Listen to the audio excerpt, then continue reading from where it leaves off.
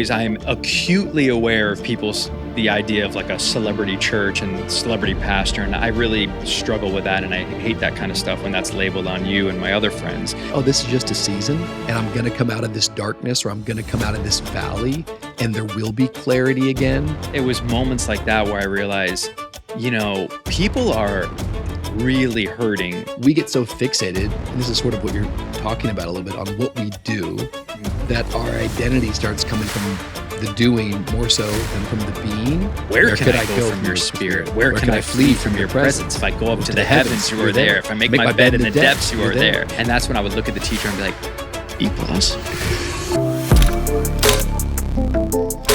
Hey, it's Rich, and you're listening to the Mature Me podcast, weekly content devoted to all things life, leadership, culture, and faith. Thank you for taking some time to tune in. Make sure you subscribe and follow us on all our social channels so you don't miss a thing. Let's listen to today's episode.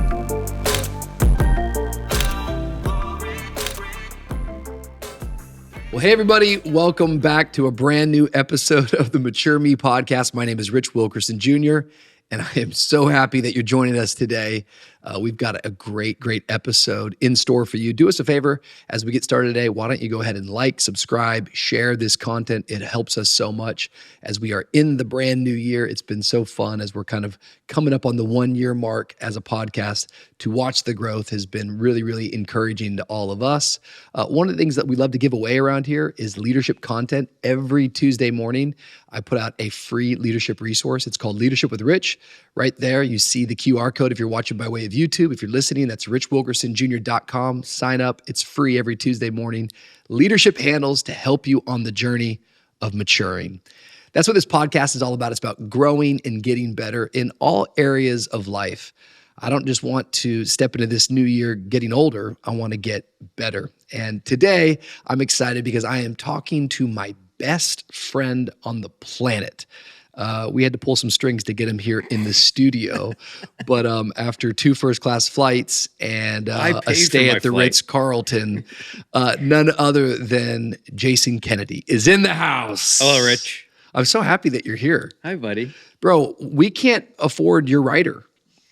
First the budget's off, too much. I use points for my own ticket and my son, and I'm staying at I'm actually staying in my mom's room because she's in a rehab facility for her hip right now. Jay, you're already hitting us with like sad facts that we're not ready to respond to. We start with a joke and you come in deep. She's in rehab? I just didn't want people thinking I'm staying on the church's dime at the Ritz. What was she on? Well, she was it like opioids or what was it? I know what you're trying to get at. Rich, she was watering the plants allegedly, and she did a turn. And as she said, if you have a hip problem, I twerked. I swear she said it. She said she's twerk? 82 years old. And so she was on drugs twerking. No, that's how rumors start. She goes, I was watering the plants and I did a funny motion and I twerked. And if you have a hip problem, that's not what you want to do. And when I twerked it, it went out of place. So she's in a 6-week facility. I'm here. I surprised her. And you asked me at the last minute because one of your buddies dropped out if I could come in and fill. In 2010, this would be a big get. But right now, I apologize. It's just bottom of the barrel. 15 years ago is when you think you peaked? I honestly think I peaked in 2012. Okay, 2012. So 13 years ago. Yeah, it's been a minute. You feel like your best days are behind you and you're coming down the mountain a little bit? Jokes are true, but I don't think that. I think that this is one of the best parts of my life because I'm a father of 2 under 2. But I do have a couple questions for you. No, you're making me laugh already. 2012, these dates are so good. Jason Kennedy is here, friends. If you don't know, Jason is my dearest friend. When I say that, I don't say that lightly. We went to high school together. We'll probably share some stories. I was the best man in his wedding. Yeah. We have been brothers since I was 15 years of age. So it's kind of crazy. I'm now 40, getting ready to turn 41. Ooh, don't like it. But we've done a lot of life together. But Jason, many of you probably have seen him before, spent a lot of time on television, was a host for E! News, has interviewed almost every celebrity you can think of, has also produced a whole lot of television shows. But the best part of his life in the area that he's talking about, because he's still climbing the mountain, we'll talk about that more, is that he's a husband to the same woman for many years, praise God. 10 years. A decade. Yeah. And father of 2, under 2. So that you actually really are being challenged right now, 2 under 2. Yeah, How's that treating you? My son River is about to be 3, and my daughter Poppy just turned 1. I mean, just flying right now is a whole situation. I'm not even kidding. I think about you often because you have 4 children now, which is 3 to Which me is Amish, like, let's be honest. It's like, are you the Duggars? Like, this is insane numbers. Too soon, we can't say that. Okay, Yeah, but sorry. in terms of no, we're pilgrims. Can't say that either. Okay. I don't know what you can anymore. Who knows? Everything's politically incorrect. But at this point, I just decided, we did a stopover in Dallas, and I just looked at my wife because flying from LA to Dallas, my sweet daughter Poppy, she's teething right now, and she had a rough 2.5 hours on that flight, and she's like whipping and moving around, and it's kind of sad to see, but she cried the entire time. And I just look at Lo and I said, I don't know if I'm ready to do this from Dallas to Miami. Why don't you stay? I'll take my son. Guys and trip. it's been the greatest. And I remember you came to LA not too long ago with both your sons. Yep. And you said, man, it was special. What am I, crazy bringing him at this age? But I've loved every moment of this trip. He's running around. I don't know where he's at. Don't eat that. It's a marble. No, he's with my mom right now. It's a marble. Do they still make marbles? I don't know, man. What is this, Peter Pan? I'm always worried he's going to eat a marble or like a Tic Tac or something that's going to hurt him. But I think he's just going to be fine. I got to relax. It's been a nice time. How'd you lose your boy? Tic Tacs. Yeah, took 6 at once. You'd actually be shocked that choking, you know what one of the number one things that kids choke on? What? Grapes. Really? Yeah, very weird shape. You think you can take it. Parents think it's okay because it's like, oh, it's a grape. It's a piece of fruit right there. Those things get lodged in the esophagus, and we've lost many that way. Do you feel like as a parent, I know you're running the ship here, but this is an honest question because you have more days under your belt and more children than me. I remember as kids or as parents early on, before, our kids were, 6, 7 months, year, 2 years, Lo was like, we're never going to feed them snacks in the car because it's dangerous. They could choke. Yeah. I'm giving snacks all the time in the car now. Of course. Yeah. Why do we think that we're going to just be one set of parents and then as they get older, we're just in survival mode? Is that normal? Is it okay that I give them organic, gluten-free nacho cheese chips? Oh, I give my kids little doggy treats. Oh, you do? Yeah, little bones. No, you don't. I'm getting too far. No, I think the whole idea about becoming a parent is that you have all these preset ideas of what you're going to be and what you're not going to do. I used to coach, couples like, you got to make sure that no one's ever in your bed. Oh yeah. That's your marriage bed. Bro, I got 4 kids up in that mug all the time. And I think it's easy to coach people about what they should do. And then everything's a little bit different once they're yours. And so I give parents a whole lot of grace. And if you're giving them snacks in the car, I think that's awesome. But are you feeling guilty about it, is what you're saying? I don't feel guilty at all. Last night, I don't give my kids dog treats. Chill out with the emails. Yeah, no, it's not. A lot of feedback around here in the new year. I brought him up in bed and we watched a little of the football game. He fell asleep and I put him in the crib. And I was thinking to myself, early on, we used to say we're never going to have the kids in the bed with us. Yeah. But that was such a special moment. And if you're a new parent, all that to say is go easy on yourself. Yep. Have grace on yourself. You're probably going to make a lot of rules even before you have kids and all these things in your mind. None of that is probably going to happen, and it's okay. Your wife, Lauren, is like a domestic goddess. Like she keeps the house so perfect. Looks like this office, our house. It looks better than this. I mean, she is organized. She's sharp. Both of you guys are gifted in that regard. But she's very health conscious. You desire to be, but she literally lives it out. Bro, really quick, tell us something that you have given your kids that she doesn't know that completely breaks every rule. What is the worst, forbidden candy thing that you're like, do you ever give them a squeeze it or something? Squeeze it. No, I don't even know if they make those anymore. Yeah, I hope not. The plastic in that thing, my God. I would probably say bottled water out of plastic. That's the worst thing. Because what? Because the bottle, like the mic for boys, right? That's really bad for the testes. Yeah, they're doing studies now, not on kids, but when people pass away, the microplastics from just drinking bottled water. And like if you do, I was literally just watching something on this the other day, and there was like a beaker amount of plastic in someone's brain after 30 years of drinking bottled water. Well, that's not what this podcast is about, though. Well, I'm probably at risk for it. I'm like a dang killer whale in the Pacific that's all stuck inside the, remember those things that used to hold the 6-pack of soda, like that plastic that they get wrapped up in? They did away with them. That's me probably, because I drink, Zephyr Hills, Arrowhead. I live on that stuff, I man. think we FaceTime this That's morning. the worst thing you've given your kids? No. Give us the worst thing that she doesn't know. I've been giving them a lot of French fries lately. Oh my gosh, Jason. Rich, seed oils? Nobody can relate. No one can relate with this, man. Okay. You've never given your kids have they ever had Coca-Cola or McDonald's? We went trick-or-treating. Hopefully that doesn't upset people. A couple months back. Yes. And I tried to give him a Kit Kat and he looked at me and he goes, "No, Daddy, no." And I go, "What do you say?" "No, thank you, Daddy." And then I gave him like an organic crisp when he got home, and he was just going to town on that thing. He said, "No, Daddy, no," because he had never tasted the cacao, the cocoa, Cacao. in the cacao, the chocolate, and so he's so used to like organic, like boring things that he's never had. I want to expand his horizon. Now, I don't want him having Cheetos and Doritos and all that. I think we can do better there. Yeah. But truly, I tried to give him ice cream the other day. I actually recorded it, and he wouldn't accept the ice cream. I think he was cranky in general. I tried to give him the ice cream, and there was all these comments. For some reason, it did very well on Facebook. Make sure... Comments on Facebook don't really bother me. On Instagram, it hurts my feelings more. But I got thousands of comments, thousands on Facebook saying, you're not a good dad. They were giving me a hard time because I was shaming him for having ice cream. I said, I'm not shaming him. I offered the ice cream. He didn't accept it. This has nothing to do with me. I'm not an uptight parent when it comes to that. We think a lot about what he's going to have. Sure. I lean more towards, the berries and the fruits and, that stuff like that. What kind of ice cream was this from? Where was this from? It was at a carnival, if you will. I believe it was a soft serve vanilla bean. Okay. It wasn't like a custard or something that's quite thick. I would never do that. Okay. I'm kidding. A custard. Number one, that's actually a really funny concept, the idea that like Facebook comments don't bug you, but Instagram ones do. Mm-hmm. It's just because you think one platform's cooler than the other. Yeah, I think Facebook's for older people. Yeah, and you don't care about what they think about you because you're not actually a generational person. You only care about your right now, here and there. But God is the God of Abraham, Isaac, and Jacob.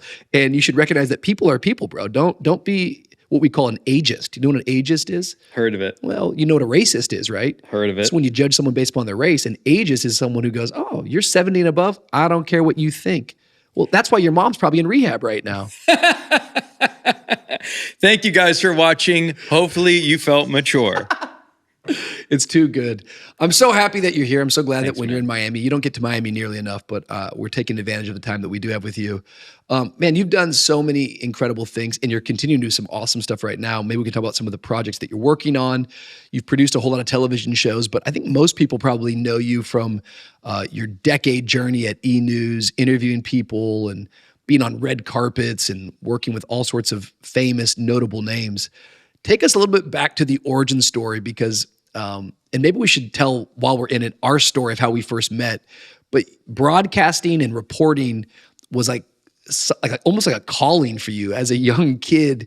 You started doing this around your neighborhood. Yeah. Tell us a little bit of the story of how you got to LA and how you even got onto the platform and reporting at that level. A few exits from here, North Bay Village is Channel 7. It's the Fox station in Miami. And my friend Alex said, "Would you like to get a tour of the station?" And I said, "Not really. I'm 12 years old. I would love to go to Chuck E. Cheese or Boomers or Grand Prix Race-A-Rama," which I just drove by. It's their apartment complex. Yeah, they got rid of it. It's sad. Unbelievable what's happening around all the here, good man. Stuff, it's a man. shame. Yeah, so Give us back our theme parks. Yeah. I get to Channel 7. I decided let's give it a go. And I remember just being who kind of were mesmerized. the anchors back then? It was Kelly Mitchell, rest in peace, and Jessica Aguirre, who's still working in San Francisco. And it was Jim Barry, who's still on the TV here. He's at Channel 4 now. But I remember Jim Barry said, "Hey, do you want to come over and do the sports broadcast with me?" And I was wearing this really dope silk shirt, which I believe is back in. And this thing was like, I was really proud of this thing. So I sit next to Jim. He asked me about the Miami Hurricanes. And it was about Ryan Collins and Dennis Erickson. And I don't remember. I blanked out whatever he said. And I just looked at the camera. I was like, "Yeah." And he goes, "Well, he knows this is little Dennis Erickson right here. That does it for sports." And the anchors were like, "Ha, ha, ha, ha." The next day at school, like, the kids were like, "I saw you on TV." But before I even had the adoration of them, I went home that day and I put up a bed sheet. My mom had one of the Hi8 little small tapes, video cameras. They were very expensive. And she's like, "Don't hit record because we can't like use the tapes up like that." Yeah. I felt like we could afford a video cassette tape, Yeah. if I'm being honest, but she was, or maybe some family trauma and stuff, but she just said, we're not going to do that. But Shout out to depression. Exactly. So I played the news that night by myself, and I was hooked. Something happened. Went to school the next day. The kids saw it. And every day since that, literally every single day since that moment, there was a feeling that I got, a live truck, the antenna goes in the air and that's how they broadcast. Whenever I would see something like that, something happened inside of me. I would make my parents stop. And I said, we have to go to this scene. So long story longer, I went to Radio Shack and I got a police scanner. Rest in peace, Radio Shack. Yeah, golly, that's not around either. But I got, the XLRs and all those little cords and stuff that we use now for podcasts like this. And I set up a studio and we had 15 televisions, green screen. We were doing weather. My dad was in construction, so he built me a fully working studio. And the Radio Shack police scanner, I would go to very interesting neighborhoods that a 15-year-old boy should not be in by himself.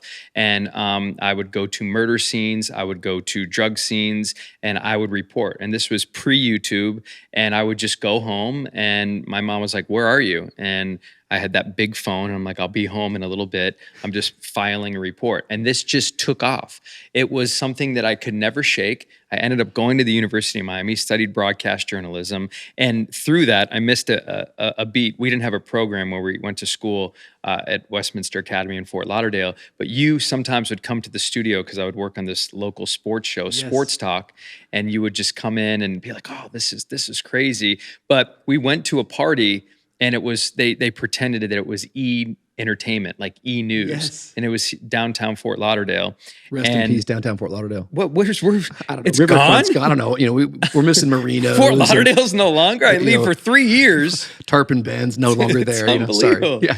So I was surrounded by broadcasting. So I studied it in college. And as soon as I graduated, I decided, let's move to California.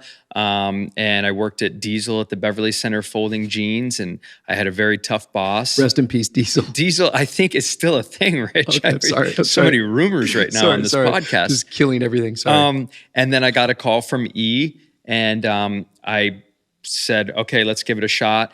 They didn't call me back after that. Then I got another call and they're like, we want you for another week. And then I didn't hear back. And then finally, I got the call and they said, do you want to jump on for the first year? And I was at for 16 years. Wow. From 2005 to 2020. And then COVID happened. We'll get to COVID for sure. So as a kid, you start going to these scenes in your neighborhood and you would do like stand-up reporting. How were you learning how to do that? You were watching and mimicking? Yeah, I was talking about this the other day. I'm very nostalgic. So I had a bunch of friends over and like parents that I grew up around who kind of helped us along the journey. And when I say us, I say my friend Alex, who would be kind of do the videography, and then he was a reporter too.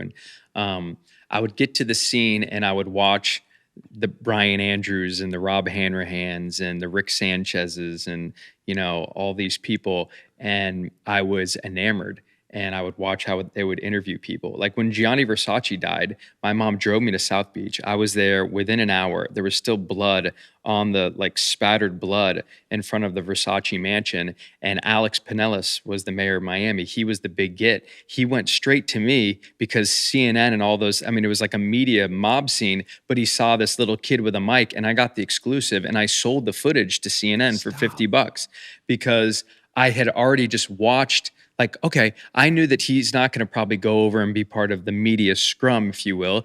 Maybe just say you're working for, I had to lie. I said, I'm doing a school report. There was no school report. I just love doing this. There was no outlet. There was no YouTube, like I was saying. So I was just passionate. So I watched others. I borrowed the sports coats of some of the local broadcasters that were 3 times too big for me. And I still keep in touch with those guys all the time because they were the reason that I feel like I'm here in a sense because they believed in me. They showed me the ropes and they didn't say, oh, look at these kids. They're just, getting in our hair. They're getting in our way. They actually helped me learn how to write questions, ask questions, and I watched it visually. So I try to do the same for anybody now as they're on their come up. I never ever knew that story about you being at the Versace mansion down there. You would have been how old? So 13? I think he passed away in 97. So I was 16, Okay. right before I could drive. And you have to remember, there was a fugitive situation going on in Yes. Miami. Andrew Cunanan was on the loose. You know, South Beach, Miami in general was a buzz. People were scared. There was a killer on the loose. And it was a scene that I'll never forget. So I was trying to get in there and just interview as many people as possible. And I still have all that footage to this day, man. The stories go on. I covered so many stories as a kid. I feel like I've been doing it since I was, 12. So I feel like I've been doing this a long time, but man, we covered so many wild stories. And you rock up down there as like a 15, 16-year-old kid. Who's filming you?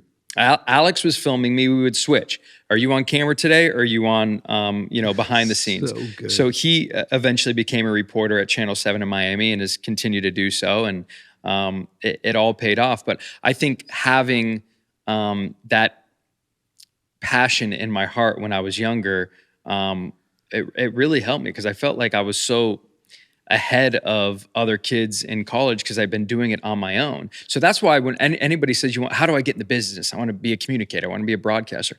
It's the easiest thing to do now because you have all the equipment available. You can borrow it. You can use a friend's. You can buy it. And you have your own platform. So make it, create it. It was so much harder back then. Absolutely. Is there like a trick or like, what's the right word? Like a tool that you do as a journalist for maybe memorization or for what a stand-up at a scene is supposed to consist of? For instance, like if you're studying the Bible, there's different like laws of like hermeneutics. Like, all right, if I'm preaching from this book of the Bible, it's like who wrote it, when was it written, where was it written, who is it written to? There's like some context that you have to give as you're preaching a message and trying to put this one verse into context. Is there anything that you can like teach us quickly that like if you're on the scene at 16 and you have to do a stand-up, that's supposed to be roughly a minute and a half, and you have to give what facts, like how do you do that in your brain? Teach us that. I remember DawnCheré used to write your sermons. Remember, and it would be a circle, Yes. wasn't it? Yep. And It was called a mind map. a mind map. Yeah, and it was to help me kind of put a sermon in a narrative because I could tell a story pretty good. And so it was kind of one of the ways I've learned to memorize, which is all of my sermons, I look at them through a filter of like, I'm telling one big story. Right. Do you still do that or is that insane? I don't do a mind map anymore, but I've got other techniques I think I do for memorization. But these days, I feel like once I write something, I can remember it. Right. If you asked me the question you just asked me, 15 years ago, I would say I write everything down.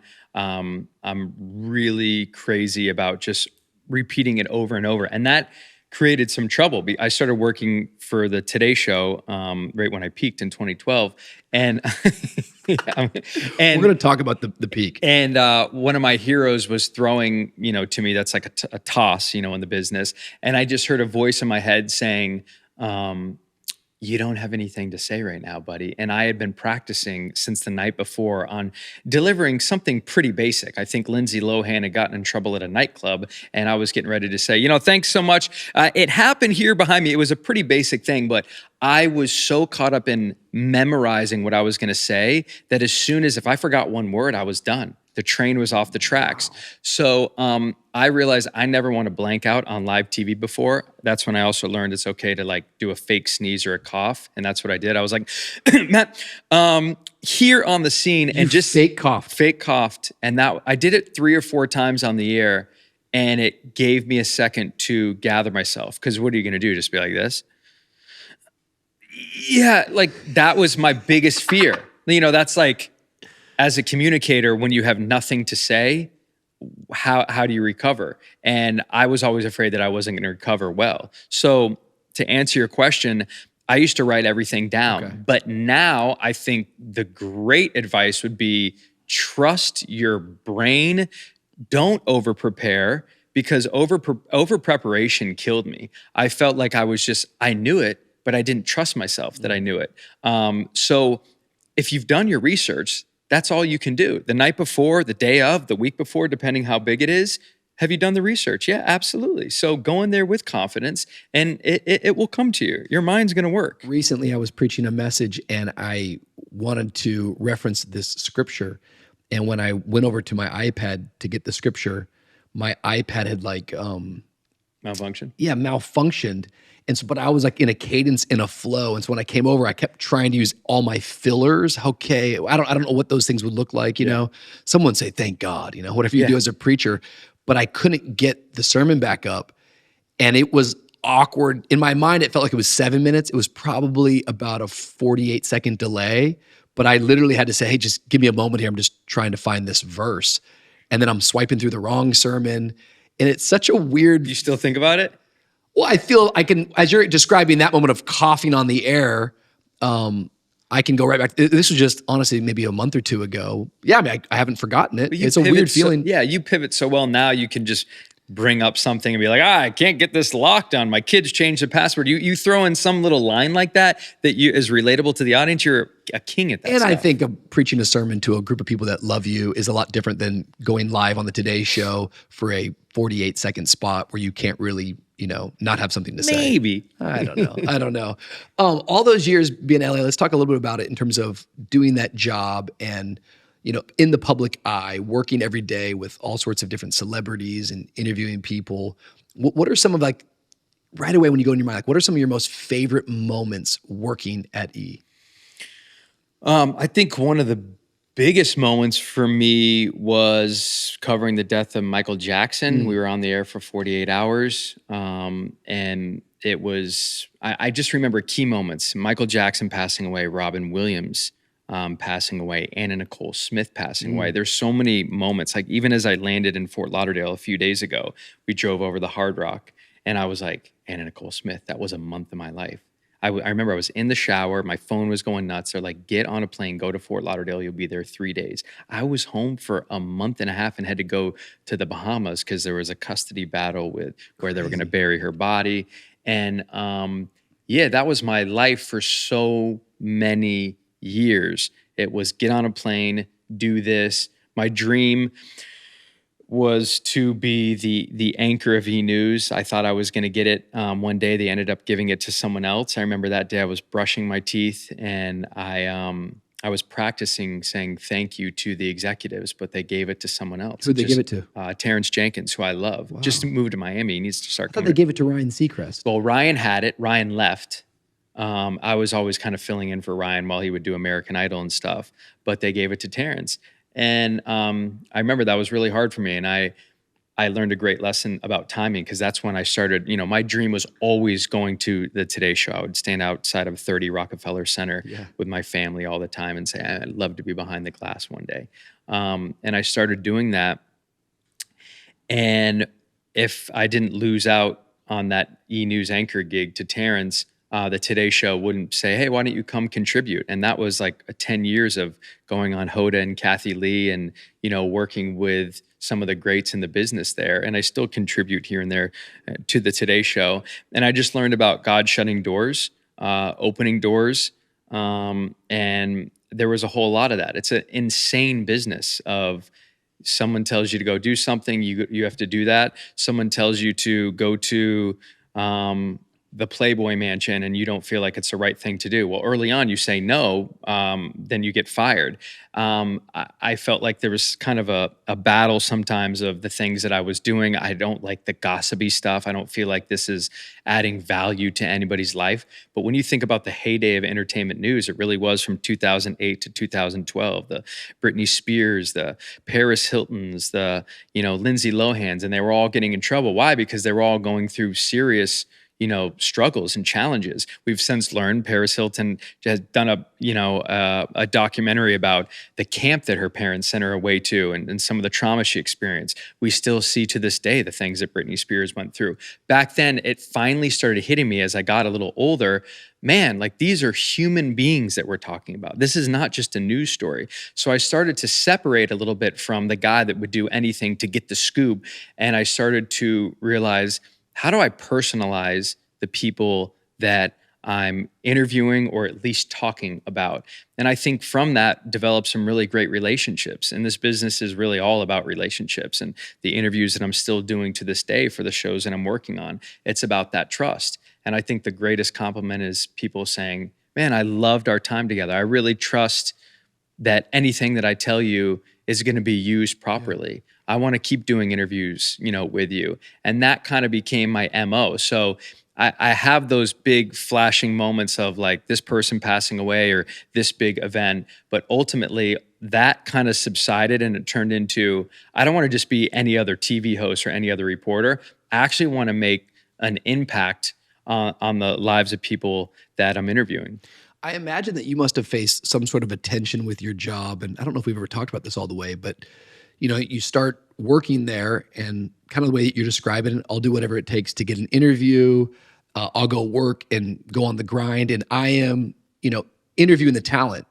But somewhere on your journey, living in LA, the personality that you have, the friend that you are, a lot of these people that you're interviewing start to become your actual friends. Yeah. Like I think in the whole heyday of Britney Spears, there was a couple moments where you're in that entire posse, you're in that entourage.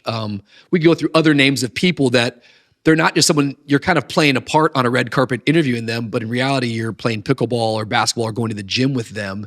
What was that tension like? And maybe what does that continue to be like? I guess you're not all the way in entertainment news anymore in the same way. How did you kind of navigate that territory?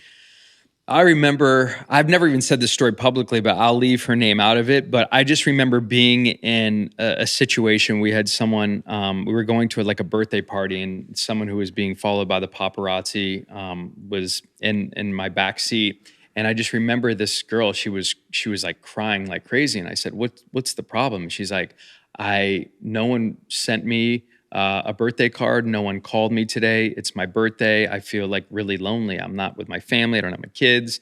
And I remember we went to this event. We left, and I couldn't shake that moment and that conversation that we had. So I stopped at a gas station or a CVS, one or the other. And I got a birthday card, and I quickly like scribbled like, "Hey, happy birthday. Just know you're so loved." And I think that it was moments like that where I realized, people are really hurting, not just in this business, but obviously around the world, but in this business is what I'm so connected to. So how am I going to change that and be a little different here? Yeah, early on, I was caught up in the sense of this is cool. There's 45 people chasing us around. Get a little picture in a magazine here, get a little, interview out of it. My bosses thought it was the greatest thing in the world. Man, you were really on top of that story. I can't believe you know this person. Like that was cool for a minute. Don't get me wrong. But now, as I'm older, looking back on it, or even a couple years removed from it, from the moment I was just telling you about, I just said to myself, man, you're in this situation for a reason, and you need to be really delicate with it. Yeah. And we started doing a Bible study that Judah Smith would come down once a month. I remember you and I used to watch Judah on YouTube, and you're like, this guy's good, man. The best. And I sent him a DM, and right around that time, his father had passed away. Yes. And I met him shortly thereafter at a movie premiere, and it was like the beginning of a great friendship. And from that, our once a month Bible study in my house with 10 people turned into there was 100 people, and my buddy was getting Chick-fil-A because he owned it on Hollywood Boulevard. He's like, "I'll get the nuggets, you get the people." I'm like, "All right, bro." And it kept growing and growing, and people were getting parking tickets outside of my house in Hollywood. And it because of that, people that I was interviewing, I would simply be like, after the interview, I'm like, "You want to roll to church with me? You want to come to our Bible study?" It wasn't church yet. "You want to come to my Bible study?" It said the Montage or the Beverly Wilshire. And I mean, the numbers kept growing and growing, and we were expanding, and we didn't have enough space for it. And it turned into what is now known as Church Home. And because of that, some notable people come, and that's great. And I'm acutely aware of the idea of like a celebrity church and celebrity pastor. And I really struggle with that. And I hate that kind of stuff when that's labeled on you and my other friends, because there's 1,000 people who have ordinary day-to-day jobs, and there may be 7 people that you may recognize. That's great. But I think these are people in my conversations and my personal one-on-one time with them that always would leave saying, "Man, I really, really, really needed this. Thank you so much for just inviting me. Thank you for protecting me." And then there was that balance of, okay, now how do I report on them because they're my friends? And I navigated that, and that's a whole another podcast. But I think it was tricky, but ultimately it was like less about the story, more about the human. And because of that, now that I'm not doing the day-to-day daily, entertainment news, I'm able to do the shows that I'm doing now because there's a trust there. And that was, birthed inside of me when I learned a lot about, what really mattered, back in the day. I think some people kind of have their life or their career, their family, their friends, their dreams, their passions, and they also have their faith. And sometimes we can so compartmentalize our life and kind of like faith is just another thing on the bookshelf. One of the things I just think that I've witnessed, because I've journeyed with you for many, many years, is that it seems like faith has always been the thing that's led your life. Doesn't mean that you haven't made mistakes or fallen. Doesn't mean that you haven't ever gotten it wrong. But even the story that you're sort of telling right there, here you are in a job that is, I'm going to use the word secular. This seems like a simple word. What are you, Rini Kennedy? Yeah. I'm kidding. I love you, Mom. Shout out to Rini. She just fresh out of rehab. Rich, we're not going to keep making this joke, man. But it's not even funny. She's like really John injured. Knox Village. Yeah, she's really injured. How have you been able to make that, to bridge what you were doing with your faith? I think there's probably people that are listening right now that it feels like faith has always been infused in your life. How has faith impacted what you've done? How has it led you? How have you been able to keep those things integrated rather than separated? Well, I think it really started in this building, and one not too far from here, Trinity Church. I grew up in church, don't get me wrong, but in the beginning, I wanted to go to 2 Bible studies instead of a Bible study and a church service, because going back to Channel 7, during the service, I would write down all the names of Channel 7 reporters and anchors, and I had 65, and he's like, amen. And I'm like, oh, I didn't even listen. Got out of that, I was just, I don't know. I'd fall asleep on my mom, and I'm 14, and my sister's like, who takes a nap? You're 14 years old, bro. Sit up. You would nap at 14 in church? Yeah, you on such the pew. A punk, bro. Bro, my head was on my mom's lap. People are my it's all feet. the Squeeze-Its and all the yellow 5 that was in Gushers. your system, all the fructose. And is that the right word? Fructose? High fructose corn syrup. Yeah. Sorry. I was on a high sugar diet. My mom didn't know I had pre-signs of diabetes. I was napping. Rich, chill out. So So you're napping on mom's lap at 14. I wanted to just kind of hang forget out. this preacher. Yeah, I think I was tired. And then I started going to, I met you in high school. Yep. You were in 10th grade. I was a senior. And Where'd we meet at? Detention. Yep, love at first sight. You busted through those doors, and you said something funny. I don't remember exactly what it was. And then I saw you a couple hours later at the sub shop, and you locked your Big key. Mouth Subs. Big Mouth Subs. That's where I recall seeing you. And I was locked out of my car because I'd just gotten my license that week. That's right. We were in love with the same girl. That's a true story. Shout out. Should we shout her out? Yeah, sure. Yeah, why not? Lindsay Denman. She's married. We're all married. Rich, you can't say this stuff on air. She's a married woman. I apologize. We'll edit it. She went for you because you were a water polo player. I think she liked me more, but she didn't like the idea that I was younger. But I was a cool younger guy. You look like Leo DiCaprio in The Beach, which is a movie I know you still love because that's probably that's when he peaked in his good looks. Exactly. So I received that as It was I think also in I was 15. He was 34 at the time. That's true. I don't know if he was that old, but that is true. But I remember. And then I think I drove you home, which is absurd behavior. Yep. We just met. You asked for a ride, and you lived in Miami. Yep. I'm not sure if did I drive you home? I think you drove me home or stayed at my house one time in Miami. But was Dade County's pretty far off to you, growing up in the Broward County, Lighthouse Point area? It was like going from here to Disney for the day. Yeah, no one drove to Dade County from Fort Lauderdale. Yeah. Get combos. But you started telling me about Trinity Church, and my dad's doing this. We used to watch your parents on TV. They had that alley. It looked like it was like a scary alley, and I don't remember what was the name of it was a set. It's called Peacemakers. Peacemakers. Yeah, yes, it was this is a really cool set. An alleyway. It was on Saturday night, and you quiet everybody down. You're like, "This is my parents," and then everybody would be like, "Okay, bro." I forgot about these. Yeah, stories. so the memories come flooding back. But I started coming to church with you, and it was a tent. And I loved it. I was hooked, and I was bringing a lot of the University of Miami football players from college there. Yes. And I think early on it was always very easy for me to invite people to church, not force anything on them, because I think I was privy to a lot of we got to get people, I still kind of struggle with that. I want it to be a natural, organic, come roll with me. Like, you want to, you can ask me about it. Great. And people would just start coming.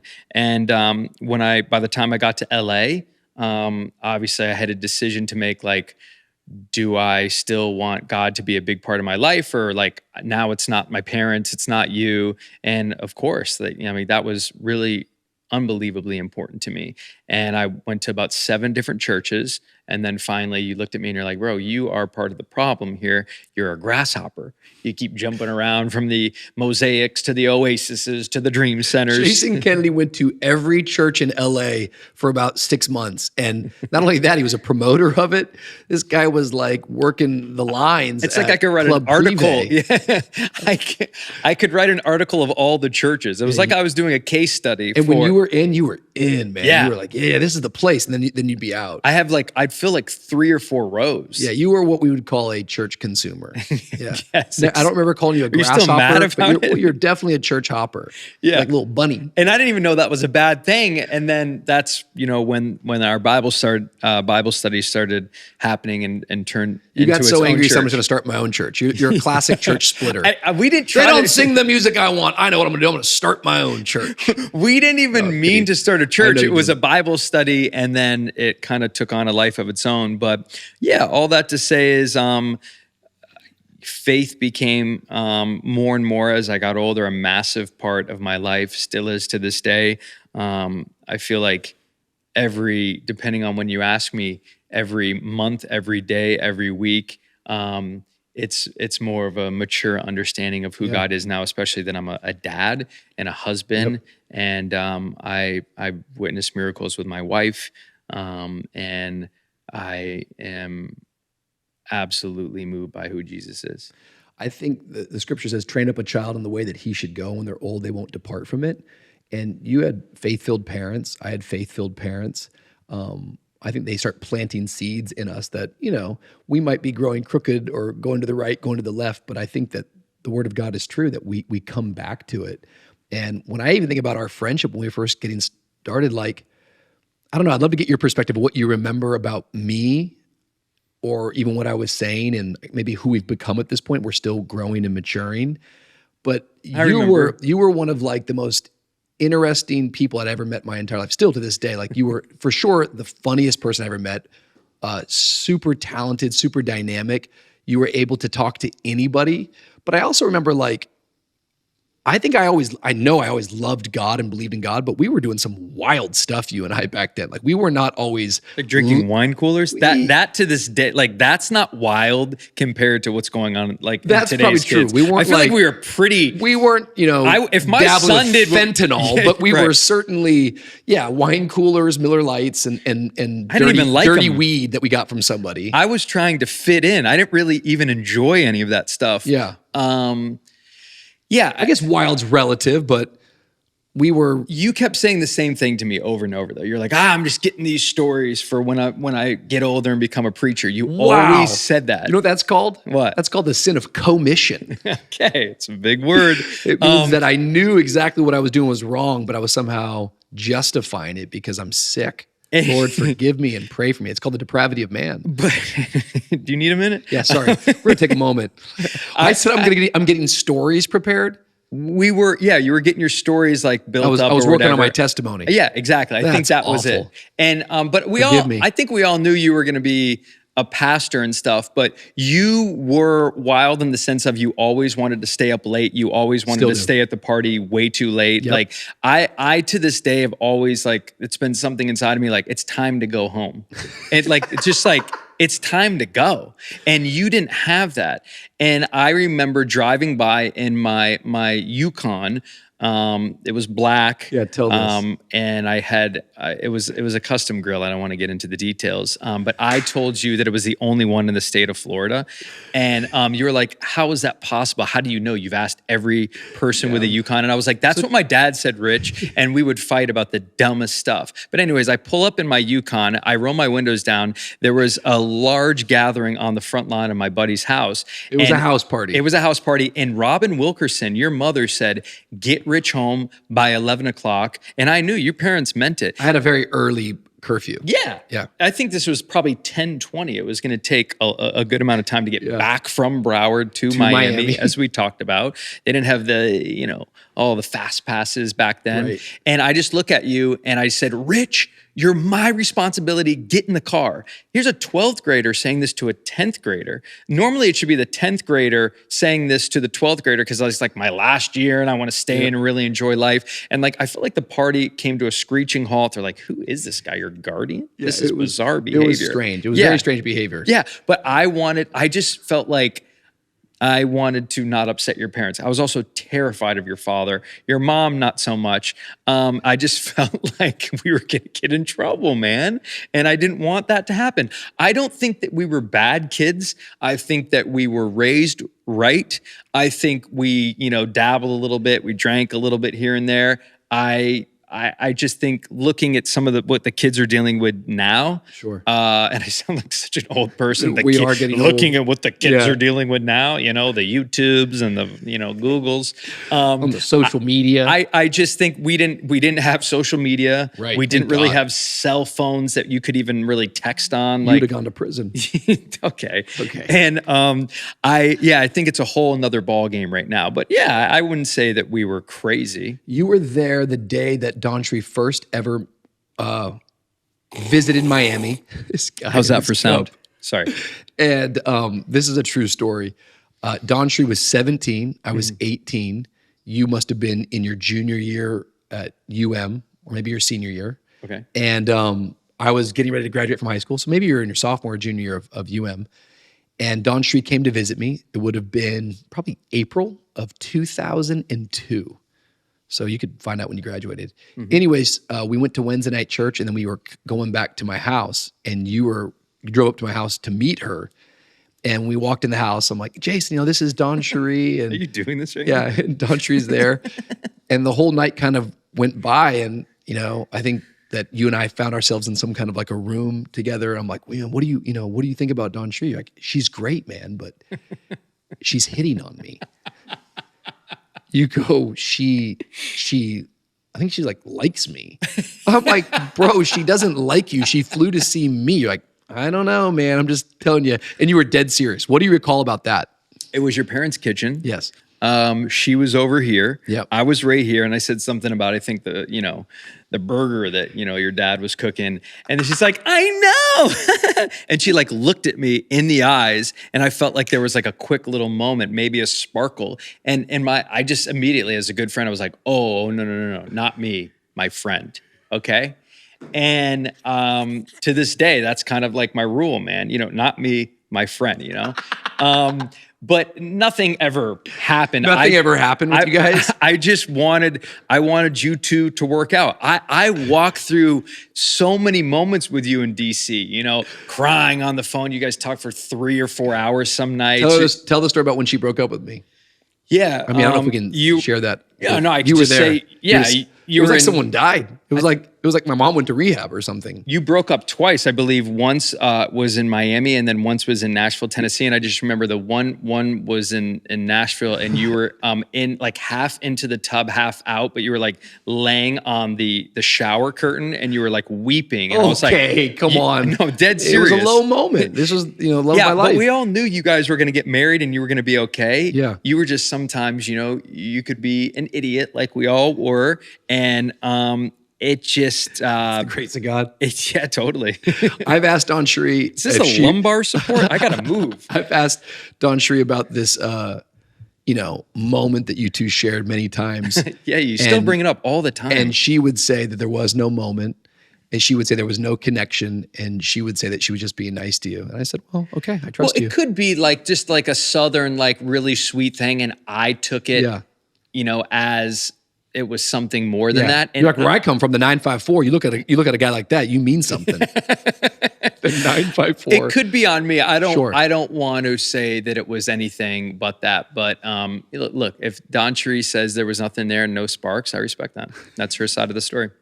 I know, it's annoying when you're in the middle of a conversation and someone interrupts like this, but I wouldn't do it unless it was really, really important. Listen, this is an ad-free podcast. However, we do tell you about some of the great things that we are doing right here on the ground in Miami, Florida. And I want to speak to you about something that really means a lot to me, and that is VooCon 2025. Are you looking to grow? Do you want to build community? Do you want to strengthen your faith? Something tells me the answer is yes. That's why you're watching Mature Me. Well, I want to invite you to Miami, Florida, June 19th through the 21st for VooCon 2025. Listen to me. This is going to be our greatest year yet. Our theme this year is Dying to Be Different. It's 3 incredible days in the Watsco Arena. You've never, ever experienced the power of God until you've got into an arena with 7,000 other people lifting up one name. The entire convention is all about encountering God, equipping the church, and empowering the next generation of leaders. This year, we've got Sadie Robertson, we've got Darius Daniels, we've got Voo Worship, and trust me, there are so many other guests that are coming.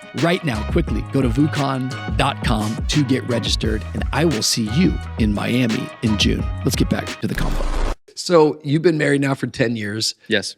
Tell us how you met your wife, and tell us a little bit about your wife and how marriage for 10 years has been. Crazy thinking that it's been 10 years. Also an insane story. I was in my cubicle and I was on TMZ.com and I saw this news story about it said model walks into plane propeller, loses her arm and eye and has like catastrophic brain injury. And there was like a little play button and it said 911 tape, and I hit the play button and I listened, and it was like, whew, it was a lot. There was like a lot of screaming, yelling. It was really bad. So I became kind of interested, enamored, whatever the adjective is, in following the story. How does this happen? Who is this person? How does she recover from something like this? Eventually, after just kind of covering it on my show, I didn't go to Dallas or anything like that. I reached out to a family spokesperson, never heard back. And a year later, my co-host and best friend to this day, Juliana Rancic, goes, "Hey, Lauren Scruggs is going to do a sit-down interview with me." And I'm like, I've been trying to interview her for a year. That's unbelievable. Juliana was going through breast cancer at the time. They connected on the idea of both going through, challenges and how to overcome that. And she's like, she's going to come back to the studio. So they come back to the studio. I meet her. I meet her mom. I wrote down 3 things she should do in Los Angeles while she's there. Go get the omelet at the Beverly Hills Hotel, or the Eggs Benedict if you're feeling sassy. And then I heard that your dad loves watches. Go to this watch store. And then if you go on a hike, don't go to Runyon Canyon, whatever you do. It's a scene. It's a nightclub. That's where Rich would go. But you should go to Franklin Canyon. And I put my cell phone number. And she texted me the next day. She's like, "We're going to hit Franklin Canyon." And I said, "Actually, I'm going to Franklin Canyon tomorrow. Why don't you guys meet at my house? I'll have a buddy there. We'll go." So we go on this hike. It wasn't love at first sight. We were hanging out, getting to know each other. She was still kind of recovering, Yeah. And as they left, my buddy Ryan, he starts getting teary-eyed, and I'm like, "Bro, are you crying?" And he's like, "No, I'm not crying. I just feel like she'd be perfect for you." And in LA at that time, I had spent, almost 12 years there, and dated around, and just was kind of frustrated that and every time I went on vacation with you, it's like you in DC, and all my friends were married at the time, and I just kind of felt like I was never going to meet anybody, at least in LA, that is. And we just started chatting, and it made 0 sense to date Lauren. I was doing E! News, the Today Show. She lived in Texas. It was an actual triangle of flying, and I had no time for it, but it just felt like the right thing to do. And we were FaceTiming all the time, and I flew her out for Valentine's Day. I put her up at a hotel. I just wanted to be really proper with it, and would take her out to dinner. And I think she really liked that. She's like, "You didn't ask me to stay at your house." I'm like, "Yeah, like I want to put you up at a hotel. Like, don't stay at my house." And I think she was just she was kind of taken by all those things in a good way. And eventually it just felt like the right thing to do. So I proposed, and have always just admired who she is and knew that she would be an incredible mom and knew that she was my person. We still have to this day framed in her office a picture of that piece of paper saying these are the three things, and it has my cell phone if you have any That's so questions. cool.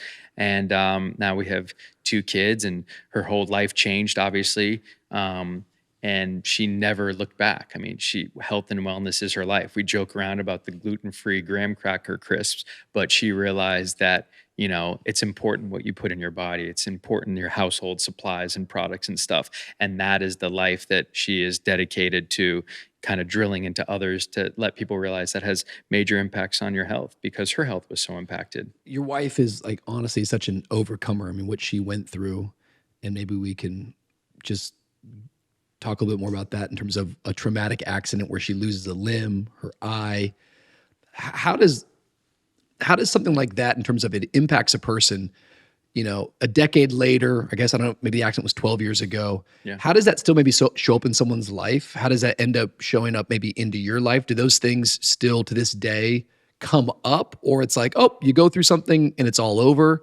Maybe talk about. Oh, yeah, man. It was a huge part of our journey together early on. She hated LA. She was homesick. She has a twin sister.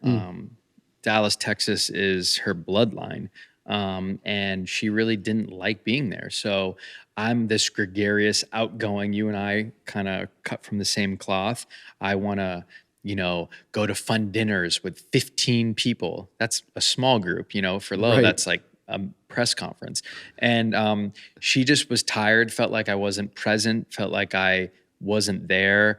And I kind of missed the mark for many years. Until I realized, like, what do you actually need? And listening to her and understanding, like, first off, she's in a foreign area. California is nothing like Texas. She doesn't really know anybody. I thought, yeah, she's got a ton of friends because they're my friends or they're my buddies' wives and girlfriends and stuff like that. But she was really kind of missing connection. I brought her to a VU conference early on and like stuck her at this hotel. There was like a roach in the room. You knew I was going to bring it up. Hotel so much. It's not a good place. And we don't have to say the name, but it's a big one and it just needs to be Catalina. demolished. And I just felt like, she's used to conferences and stuff, and all of that was so new. It wasn't new for me. And then finally I realized, like, okay, let's like move outside of the city. So I moved about an hour away, and it was a total game changer because I feel like I could actually, I just feel like I clicked and I got it after that. She felt safe. The environment felt safe. It was quiet. I wasn't every single night going and doing things with my friends and inviting her. I'm like, oh, I'm inviting her. She just doesn't want to come. Like, I think it was a real pivotal moment once we moved and then finally had some conversations about how we're going to, do marriage and life moving forward. That accident, when she describes it, does she feel like she was someone before the accident and then someone different after the accident? Does that alter? I know you didn't know her before, but from her own kind of story, does that change her personality? Yeah, I think looking at photos of her pre-accident, it doesn't even compute that this is someone that I'm married to. Wow. And even some of her family members and friends would say that knew her before me, pre-accident, post-accident. Hard to explain it, but just a different person. Lo, post-accident, is, she dealt with massive fatigue. Her frontal lobes are, were affected. And that's still sometimes we see some things there in terms of, fatigue and, but it could be way worse, right? I mean, this happened not too long ago. A woman was hit by a plane propeller and she passed away. I think it's happened a couple times since that, at least that I'm aware of. Yeah. And I read the articles and they passed away. And I always I'm like, I can't believe it happened again. She's a miracle. She's a miracle. She should not be here. And sometimes I forget about what she's gone through because she doesn't ever complain. The only thing that bothers her is her eye just gets like, it's uncomfortable. So we would go out to dinner and stuff and she's like, how's my eye? She's still to this day, she's like, how's my eye? How's my eye? It still, affects her. And it just feels like constantly itchy. So we just flew to Texas to get it worked on. So it's little stuff like that that is annoying, like quite frankly, that I would complain about all day long, yet she doesn't complain about it. She truly doesn't. And she just carries on, and she has a beautiful foundation called the LSK Foundation. And a big news story recently is Lulu in Florida. This girl lost her leg and her arm. It was 3 shark attacks in the same day. It was a huge news story just very recently, this past summer.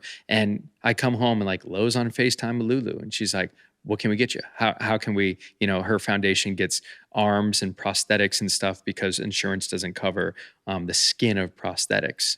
They give you like a hook, and it's ridiculous. But these arms cost anywhere from $30,000 to $50,000. People can't afford them. So we're giving arms and legs away to people. Lulu, I want to say, didn't need one, but Lowe's there like, hey, come to this thing I'm doing with Bethany Hamilton, who soul surfer, lost her, her arm in a shark attack. Incident many, many years ago. But it's like, we'll teach you how to, first off, like survive, continue on in life. And then the little things that turn out to be, important things, like how do you flat iron your hair with one hand? How do you, do the things that girls need to do? And she is a queen among queens. It's really cool. I think when anyone goes through any sort of a test and they turn that into a testimony, when we take the pain that we've gone through and we use that to bring healing to other people. And I've always just been really inspired by her to continue to move forward. I use the word overcomer because she's more than a survivor. Yeah. She really is an overcomer. And I imagine being married to someone like that helps you grow and matures you, and you recognize and you develop new patience and new empathy. And it's like, I don't know if you ever like hurt an area of your body before. Like I've had like lower back problems before. As soon as you like have that pain, It's all the sugar. probably you go like, oh my gosh, I'm so grateful for all the days when I'm not in pain. Or you start thinking about people that are in chronic pain that are like, my dad are really, really injured. And you start to empathize and sympathize, and you have a feeling of like sorrow for them. And I think every day of health is a day to be grateful. And anytime that we go through something, I think that even in the suffering, we can be grateful because the Lord's teaching us about what other people face and what they're going through. And I think it's an opportunity to become more and more like him. As we kind of like talk about your journey and your story, like you're a guy who's had tremendous amounts of success. You left University of Miami. You did incredible things at UM. Even in high school, you were doing things on TV. You moved to LA. You get the dream job. You served there for well over a decade, 16 years. I didn't even realize it was that long. Mm-hmm. You interviewed everybody, which I wanted to just do a show about all your favorite interviews. But we've kind of been joking this whole time, like 2020 hit, like take us into a little bit of the last 4 years, because people were, so accustomed to watching you on television. I think even in 4 years, television is totally different and changed. And do I even have a TV? All these things I think kind of create all these pivots and moments of adjustments and transitions for you. Maybe kind of just take us into some of those transitions and what you can share and what you're up to share. So E! News went away right before COVID. They turned it into a morning show because, quite frankly, the show had been on the air 34 years, and cable now more than ever, people are cutting the cord and stuff. So it was just a business decision for them. I didn't want to go to New York. It wasn't really even an option. They said, I'm going to give you your own show. We called it In the Room. It was my dream among dreams, in the sense of like my first interview was Tom Brady. At that point, he had not done an interview in the past year. And the interview before was Oprah. So like he just didn't do big interviews like that, So I got a couple hours with him in Boston. That was episode 1. Then I was like sipping matcha lattes with the Kardashians in bed, and like some people may go, oh, I'm so tired of them. But like, it'd be really cool conversations about, them as moms and sisters, and like really, I think, meaningful moments. Chip and Joanna Gaines in Waco, Texas, what they did to Waco, Texas. It's like Disneyland. And like, I just like, I'm on a little dinghy boat making crawfish with Gordon Ramsay in Louisiana. Like I was doing the coolest stuff, right? And then COVID hit, and what happens? You can't meet people face to face because of COVID, and you can't travel. So the show went away, and we only had 5 banked, and they did great, right? But It was devastating. I was working from home. I hated it because I'm like, all right, here are the top stories of the day. But I'm like in my living room. And it was a dream for my wife in terms of family time, not including all the horrible things going on, obviously, during COVID, but in terms of just like having her husband home and being there. And this was pre-kids. It was like she enjoyed it. I hated it because I've been doing the exact same thing in some form or another since I was 12 years old. So to have that immediately stopped, no meetings, no hair and makeup, like I had such a regiment schedule. It was very tough. And then the business at the same time was just changing. So from 21 to 23 was very difficult. And I realized that I put my identity in my job. And I think that was something that I never even understood. I never was faced with it until I was faced with it. And that was really hard. Praise feels nice. Compliments are great. They make you feel all nice inside. And I wasn't, in my mind, doing it for that. I just liked having routine. I like the idea of a man working, like that's what I always wanted to do. So when it was taken away from me, I had to figure out, who am I? And Lo finally was like, we call my wife Lo. She's like, I think you need to go to therapy like 2 years ago. And I said, okay, cool. So through therapy and understanding, my journey and my past and my job and so many things, I have learned how to properly, I feel like, be myself, be comfortable where I'm at now. You invited me to VU Basel a couple of years ago and I didn't have a show to talk about. And you weren't even like probably thinking like, I want you to promote anything. I want you to stand up here on this platform with a few people and we'll like chat. And in my mind, I was so used to like, well, I have to have something to promote. I didn't. And I was like really insecure about it. And I think I had crazy anxiety because I'm not nervous at all. Like this feels very peaceful to me. I'm not worrying about what I'm saying right now. I feel safe, but I felt unsafe up there because I didn't know like, so what's next? Like that was my biggest fear. I don't have any next right now. So that was a big adjustment for me until I started realizing like you need to be complacent with, and complacent may not be the right word, but just be okay. Content. Yeah, I love that. Be content with today. What is today? Be content with taking your son to the grocery store. You took him yesterday, take him again today. Go get some pizza with him. Go to the park. Go for a run. This may sound like very basic stuff, but to me it was like, this is like, kind of like, I did this, it's monotonous. I'm not doing a big interview. And that was a hard adjustment for me. And I'm finally at a place now where, yes, I am working again. I'm working on multiple shows right now. And I don't say that because I need to say it. It's easier now because I'm working again. But I think now the weird thing is I was just on set, a couple of days before I got here. And I was like, I can't wait to get home and take Riv to the grocery store. So I feel like I've really learned a lot and changed. And every single day I'm continuing to understand what's really important, my value, my worth. And people don't really care as much as you care. And I put a lot of that on me.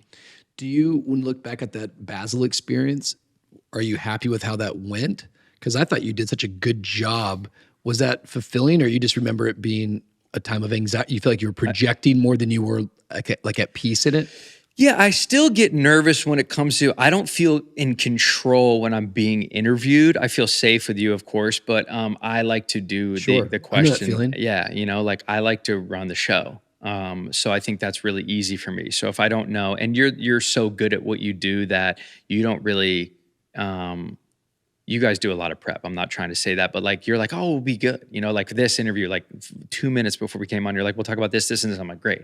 But I like to usually know what's going on.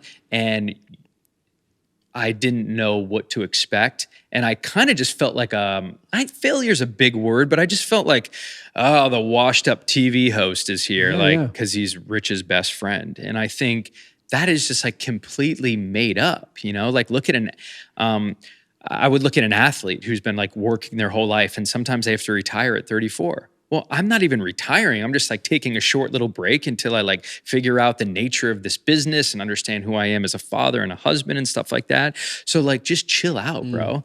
But yeah, I felt very uncomfortable. I felt like I didn't have good advice to give. After the fact, I felt like, oh, it was cool, but I think in that moment it felt uncomfortable, but I purposely tried to do it because I wanted to push past something that made me feel uncomfortable. So thank you for making me do that. No, it's interesting because I just recall that entire experience in that event, and you in particular bringing so much value to the table, not based upon what you do, based upon who you are.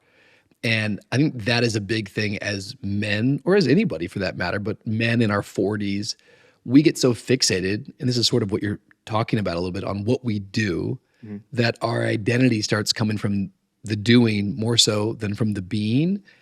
And this stuff is easy to sort of talk about like in an ethereal way, but when it really like lands on reality in life, that you spent 16 years being celebrated, validated, paid, like you were getting a lot of money. Oh yeah, that whole money thing too. Yeah, when the money stops. Yeah. Oh, the money thing. Like we don't even mention that, but it's like no more money's coming in.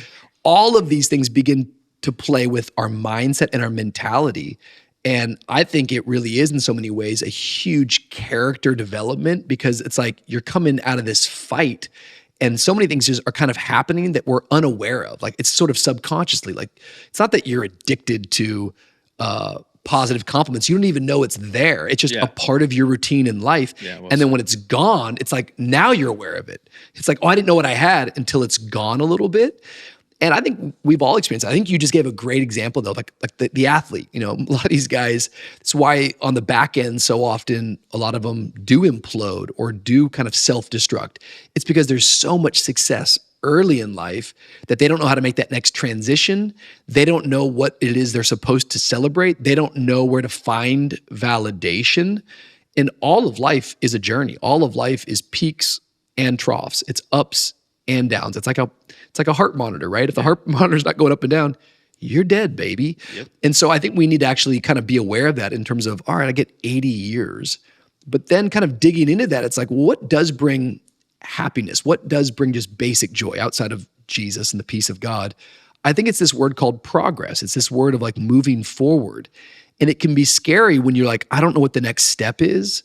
It can be scary when it's like, I don't have a clear vision.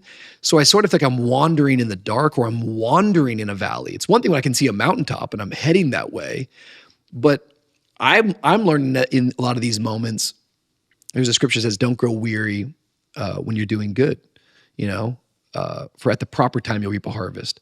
And I like to kind of deconstruct some of these verses a little bit. And like what I hear in there is like, if doing good was easy, you wouldn't grow weary.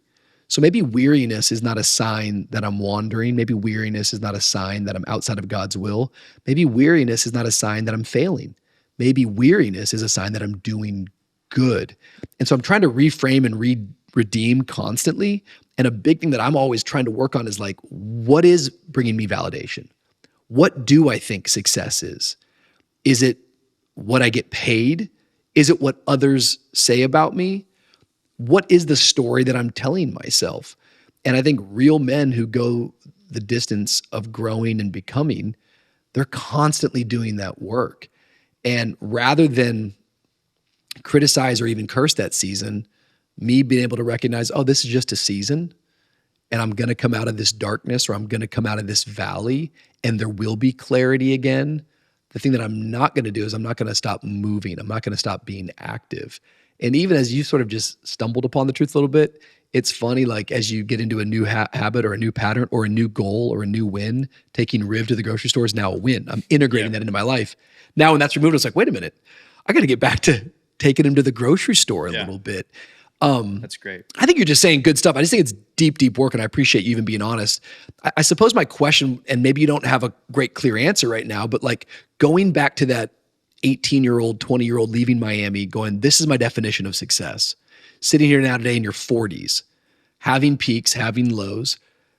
What would you say is the difference? Is there a difference, or like, where would you say, like, what would be like your definition of success today versus then, or maybe it's the same thing as it was back then. Yeah, and entirely different. If you were to ask me in 2004 when I left versus 2025 right now. In '04, it would be getting on Access Hollywood, E! News, or the Today Show.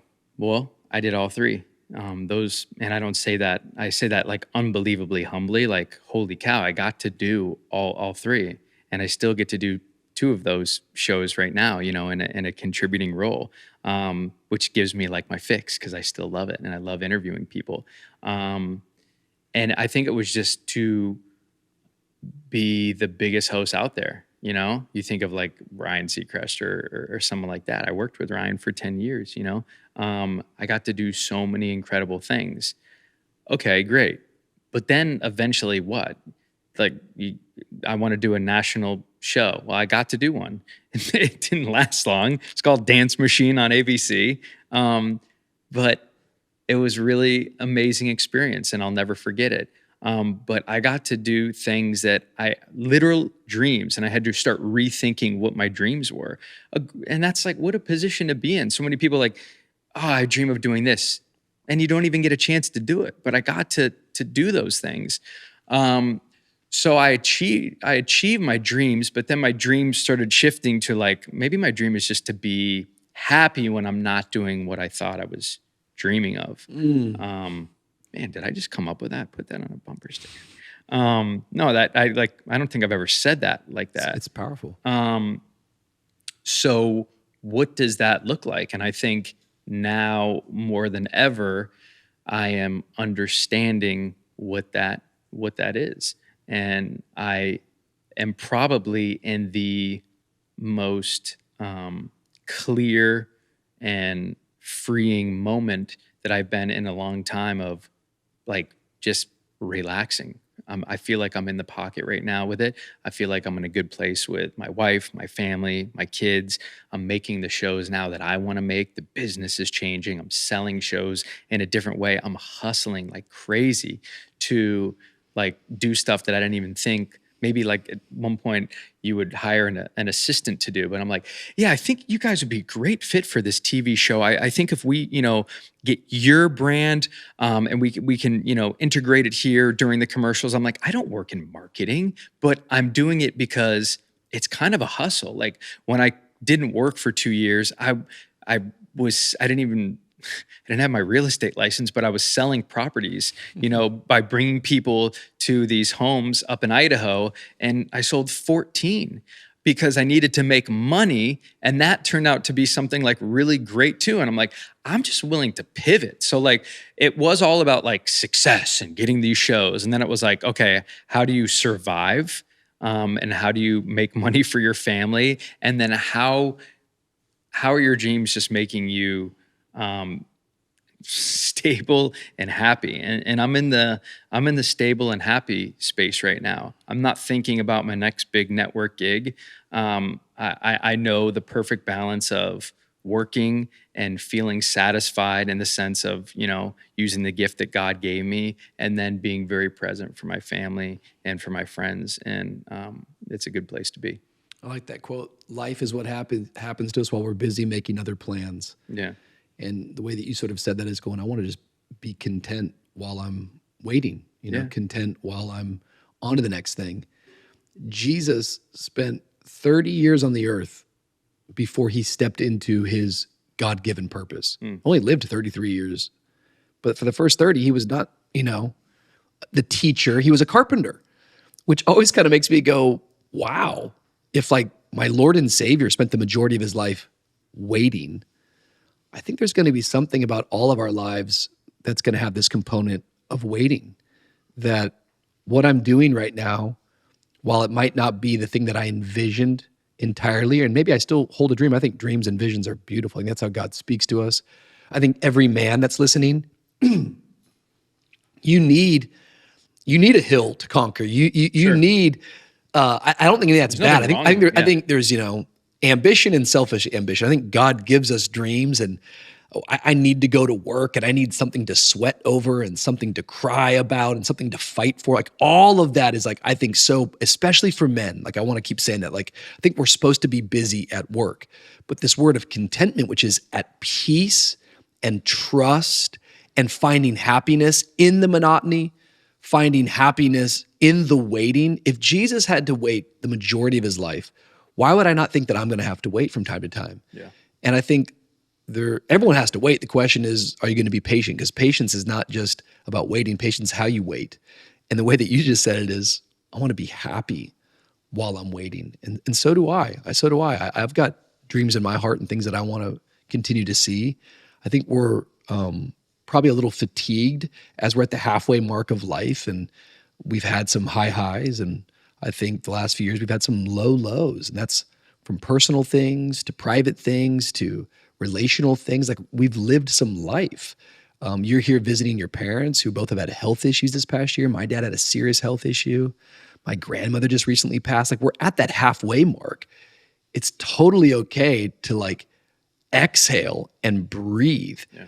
And while I'm doing that, like I'm not just some idealist, that I'm not so naive and so ignorant, just like whatever we dream, it's gonna be. Like I don't believe that stuff anymore. I understand that it takes hard work and it takes patience and endurance. And so I want to, like you, find contentment in the monotony, find contentment in taking my kids to the grocery store, going to jujitsu class. It might not look like the True Hollywood party, but there's real beauty in it. And with that, I want to continue to dream and I want to continue to believe that God has put me on this earth for a reason. And for me, success is like, God, what have you told me to do? I want to obey what you told me to do. I want to maximize these gifts that you had. And I don't want to live dissatisfied. I want to find real contentment. What would you say probably to that kid graduating Westminster Academy, 18 years of age, who's off to UM and is going to find himself in Hollywood? What would be that advice that you would give to that guy way back then now? Like if you could look to that kid, what would you say to him? It's sort of a deep question, but. Yeah, it is. I would say relax. It's multi-layered. It's not as big of a deal as you think it is. And that was probably advice to my 27 and 30-year-old self before he was on TV, thinking it was like every live hit was like the biggest thing in the world. This sit-down interview with Julia Roberts is like make or break, like, dude, just like chill and go do it. And that's how I do all interviews now. And I feel like it's some of the best work I've ever done personally, because I'm relaxed and I'm myself and I feel at ease. And then I would say to myself, as I got into my mid 30s and 40s, your priorities and your focus, they're going to shift in ways that are outside of your control. God he's not going to take your talent away. It's a God-given gift. It's there. You're always going to come. I believe you can always come back to it, even if you're off for a year and a half or 2 years. You're not going to lose it. And just be okay with change. Be okay with the change. And it's okay to dig in and understand who you are. And it's okay to be honest and vulnerable. And it's okay to be the friend that asks the other friend, where are you at today? 0 out of 10. Where are you? You're at a 3? All right, let's get you to 10. What do we need to do? Like, show up for your friends, obviously your family and your kids, but show up for your friends, especially in the industry I'm at, where you can challenge them. They can call you out. You can call them out. And yeah, just keep riding the wave, baby. We call this the Mature Me podcast. And so the question I would love to ask people, once again, you can kind of come at it from any angle, but what's an area right now? 43, 44? 43, thank you. Just turned. My goodness.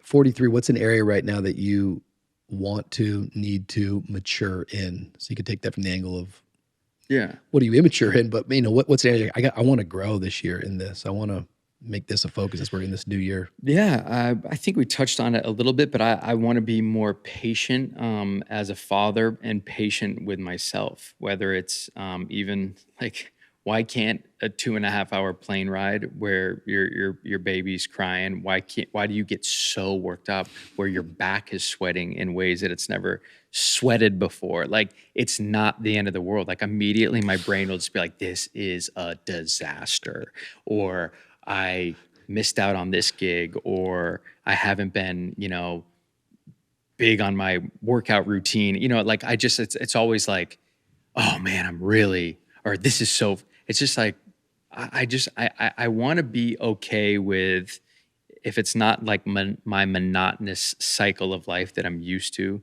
something that feels safe, when it is shaken up and changed, just being okay with knowing that I'm not in control of any of this at all. And that doesn't mean it's not going to be a good day.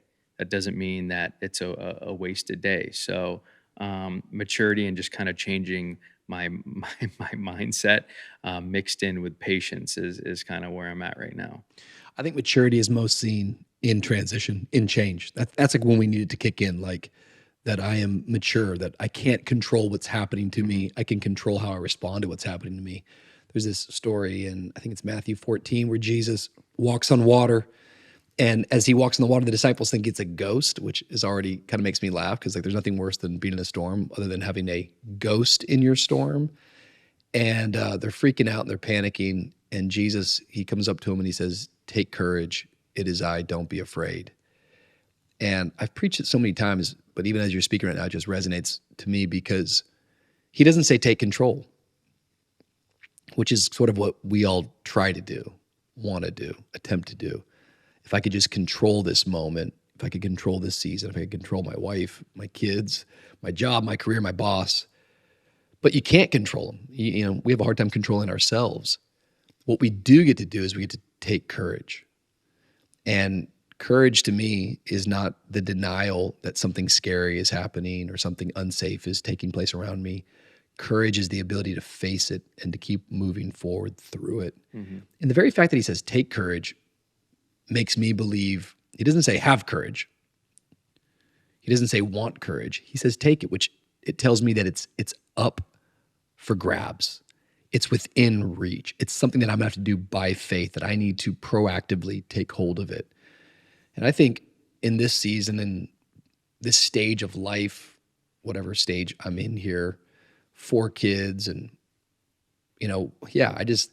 I'm the same way as you. I get real nostalgic. I think when we start talking, I'm like, man, we've lived a lot of life together. And I know there's way more in front of us, but check-ins like this and just taking a moment to talk about, it's like, where am I trying to mature? It's like, I want to be brave, because all those things that you're articulating, I think, are not just for you or just your own experience. I think a lot of men feel that way, especially men that are accomplished and have done things. A decade into marriage, 2 kids, living in a city like LA, and all the different ways that you're building a career and trying to walk out your calling. It's like it requires courage, bro. It requires bravery to face this thing every day. And a lot of people just quit. A lot of people just eject. I started this whole podcast because I don't want to have a midlife crisis. I think a midlife crisis is just, wow, we're kind of talking on it right now. Like I'm not a little kid anymore. I've seen a lot of life. How do you find the stamina, the endurance, and the vision and the staying power to stick in it? Like, what used to get you excited probably doesn't get you excited the same way anymore. So I think for me, it's like bravery, courage, like face it. Don't go with how you feel.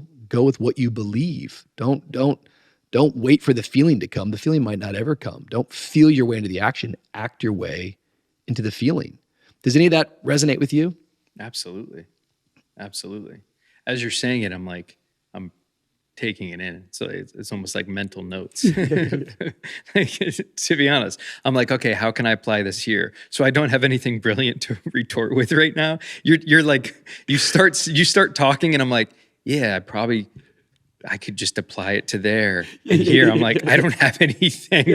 I really don't, because what you're saying, I mean, it means like it's meaningful to me. Yeah. And I'm really thankful for your wisdom in my life and your friendship. I love you. I truthfully, I'm not just trying to like gas you up before the end of the podcast. Like, thank you for your friendship is a big deal. I love you, man. He's getting emotional at the very, very end here. Your makeup looks amazing. I don't have makeup on. I don't have makeup on. Like we start doing that. No, dude, I have, I have a Just lot starts of weeping. amazing, I have a lot of amazing friends in life. And as you get older, one of the Yeah. things is you become, I feel like, more thankful for the people that have been in your corner from day one that you know are still there.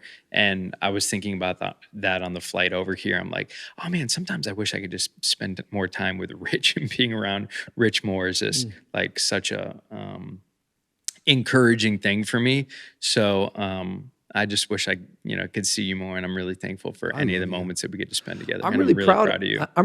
Thank you. I'm proud of you, but I'm Proud of also you. really proud of our friendship. Like, once again, maybe we can cut this if we think it's weird, but like, you just don't meet a lot of people that journey that long in life together. Like, I'm always proud of anybody who still wants to be married and they've got a decade under their belt. Like, wow, like that's called fruit.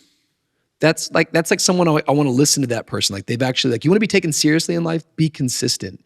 And I know for me, I've always cared about my friends, and I've had friends, and some friends are just for a season. Some friends are for a reason. And then some friends are like with you. The fact that we've been friends since high school, and I think we still have a really, really deep, deep friendship, and we don't always have the proximity or the frequency, but the times that we're together, the duration and the intensity and the trust and the honesty, it's a real gift from God. And I'm proud of us that somehow being in different places, in America, that we've been able to maintain and steward it. And I know it's a weird thing to say, I'm proud of myself or proud of our friendship, but I actually really, really mean that, because there's some people I thought I would journey with forever that are not in my life anymore, some that I grieve, some that I'm thankful that they're not there. But I'm really, really really grateful for the gift of our friendship. And thank you for being my friend. Thank you for being steady and being on this journey a whole long time. And when we just start talking, I could like go forever with you, because I've got all these funny, fond memories. And we should just do a podcast one time just of like Called Flanagan's. Yeah, brother. Called Quarter Deck. Like, what is it? All the hot spots. Watch this. Do you remember any of the Bible verses that they made you learn at WA? Yeah, for sure. Okay, what's your first one that comes to mind? Psalm. Oh Lord, you have searched me and you know me. You know when I sit and when I rise. You perceive my thoughts from afar. You discern my going out and my lying down. You are familiar with all my ways. Before a word is on my tongue, you know it completely, O Lord. You hem me in and behind and before. You have laid your hand upon me. I'm watching you. Such knowledge is too wonderful, too lofty for me to attain. Where can I go from your spirit? Where can I flee from your presence? If I go up to the heavens, you are there. If I make my bed in the depths, you are there. If I rise on the wings of the dawn, you are there. If I set on the far side of the sea, yeah, you are there. Even there, your hand will guide me. Your right hand will hold me fast. Keep going. And that's when I would look at the teacher and be like, B+? I don't remember the rest of it.